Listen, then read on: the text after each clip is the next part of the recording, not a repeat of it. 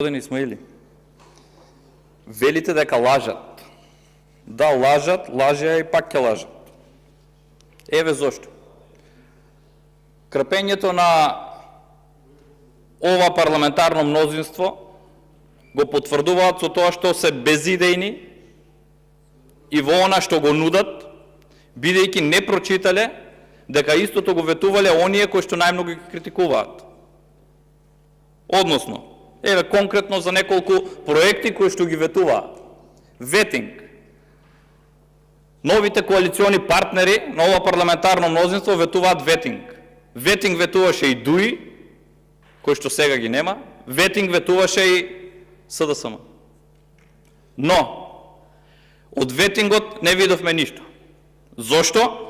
Еве ветуваат, а спротивно на нивното ветување, неодамна председателот на државата во интервју за Алсат вели вака: ќе сме останале без судии.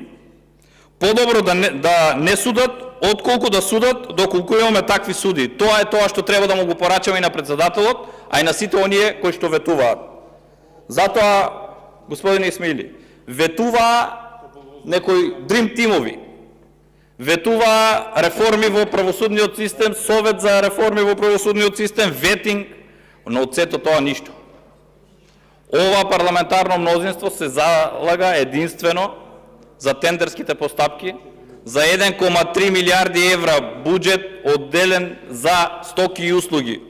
Читајте договори во 4 очи.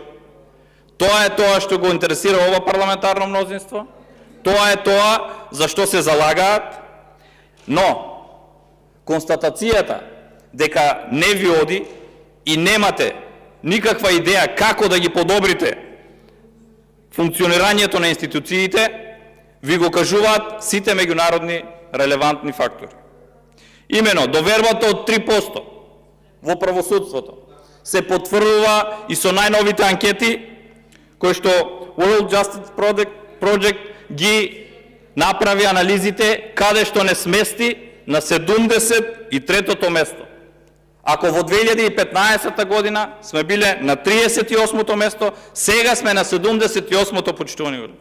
Вие градите и создавате моќни поединци во институциите, а ги девалвирате институциите, односно имаме слаби институции, а моќни поединци во институциите кои што на основа на политичка моќ контролираат од влез до излез се во полза на политичкото мнозинство и партиите кои што владеат, односно на нивните работодавци.